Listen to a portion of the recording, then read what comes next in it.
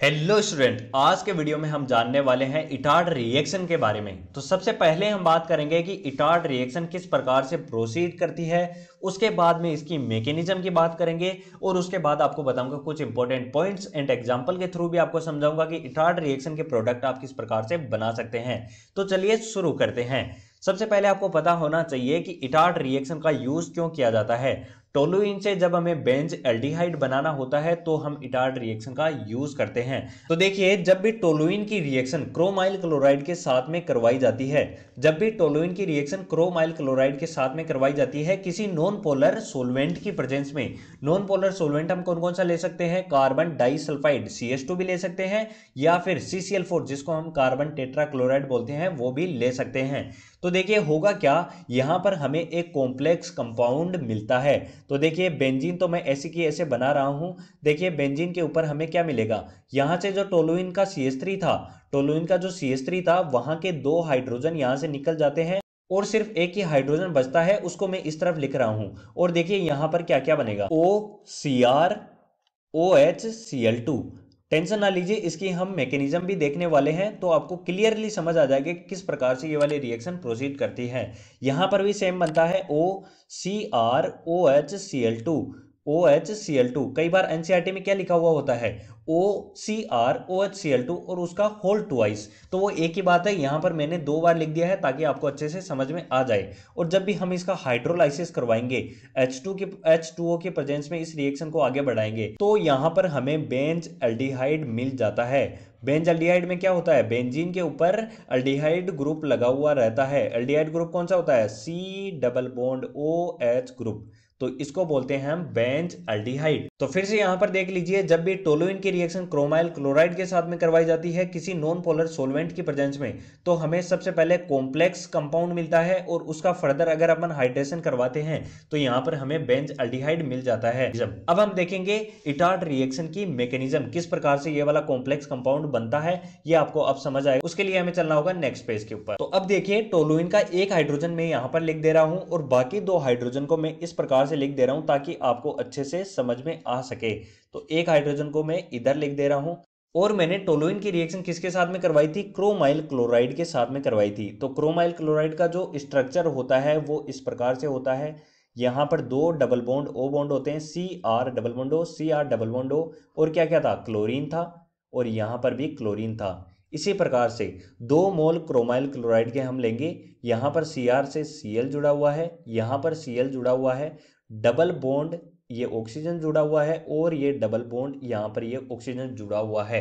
तो देखिए यहां पर होता क्या है, अब यहां पर होमोलाइटिक क्लीवेज होता है। इस हाइड्रोजन का इलेक्ट्रॉन इस हाइड्रोजन को मिल जाएगा और इस कार्बन का जो इलेक्ट्रॉन था इस कार्बन को मिल जाएगा। मतलब यहां पर फ्री रेडिकल बनेगा। इसी प्रकार से इस हाइड्रोजन का जो इलेक्ट्रॉन था इसको मिल जाएगा और इस जो कार्बन का इलेक्ट्रॉन था वो उसको मिल जाएगा। इसी प्रकार से यहां पर भी होमोलाइटिक क्लीवेज होता है, इस ऑक्सीजन का इलेक्ट्रॉन ऑक्सीजन को और क्रोमियम का इलेक्ट्रॉन क्रोमियम को। इसी प्रकार से यहां पर भी होता है, इस ऑक्सीजन का इलेक्ट्रॉन इसको और इस क्रोमियम का इलेक्ट्रॉन इसको। अब देखिए होता क्या है, यहां पर इस हाइड्रोजन के ऊपर फ्री रेडिकल आ गया तो ये हाइड्रोजन देखिए इस ऑक्सीजन के साथ में जाकर जुड़ जाता है।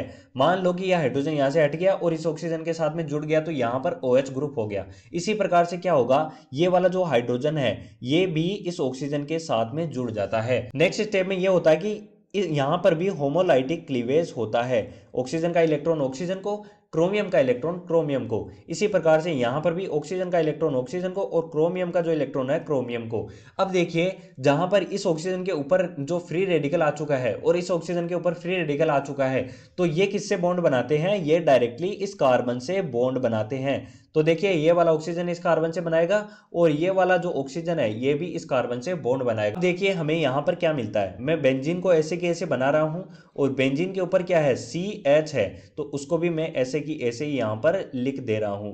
C और इस हाइड्रोजन को मैं यहां पर लिख रहा हूं। अब देखिए ये कार्बन डायरेक्टली किसके साथ में बॉन्ड बनाए? इस ऑक्सीजन के साथ में।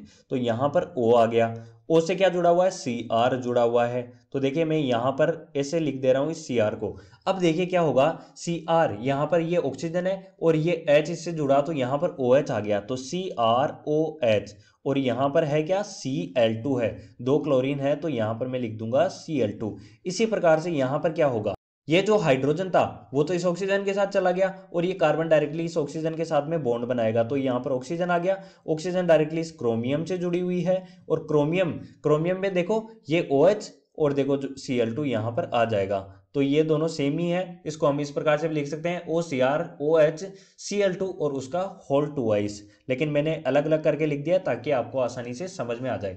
अब देखिए नेक्स्ट स्टेप में क्या होता है, हम इसका करवाते हैं हाइड्रोलाइसिस, मतलब H2O की प्रेजेंस में करवाते हैं। तो देखो H2O क्या होता है, H और OH, मतलब ये बॉन्ड इस प्रकार से टूटता है कि ये इलेक्ट्रॉन इस ऑक्सीजन के पास आ जाते हैं, H पे प्लस चार्ज आ जाता है और इस ऑक्सीजन पे क्या आ जाता है, माइनस चार्ज आ जाता है। अब देखो क्या होगा, ये ऑक्सीजन अपने दोनों इलेक्ट्रॉनों को इधर खींच लेगा अपनी तरफ, क्योंकि इसकी इलेक्ट्रोनेगेटिविटी ज्यादा है, तो इस ऑक्सीजन पर क्या आ जाएगा, नेगेटिव चार्ज आ जाएगा और ये नेगेटिव चार्ज अटैक कर देगा इस वाले H प्लस पर।